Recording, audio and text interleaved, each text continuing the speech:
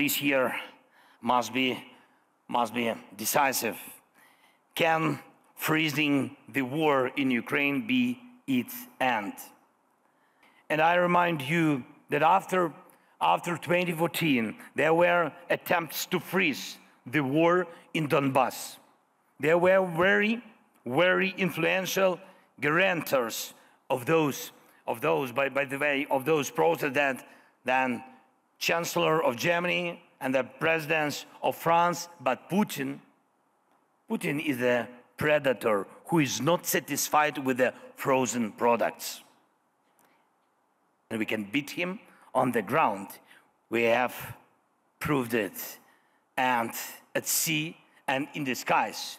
And we ramp up production of weapons. We achieved economic growth in Ukraine. Our GDP is moving up despite the war, plus more than 5% last year. And we got the decision on EU accession negotiations, and we are normalizing the idea that the aggressions can be defeated, even Putin's aggressions, which have been ongoing for 10 years and more. And now we can say, don't escalate, to all who doubt, to all who want to reduce support.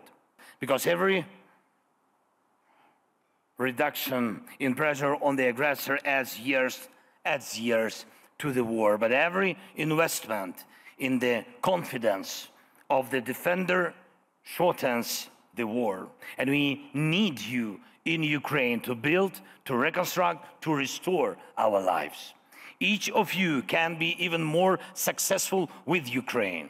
And we can prove that Russia will reconcile with the complete loss of its Black Sea fleet, which terrorized commercial ships. And we must gain air superiority for Ukraine, just as we have gained superiority at the Black Sea. We can do it. Partners know what's needed and in what quantities. And by the way, it's a clear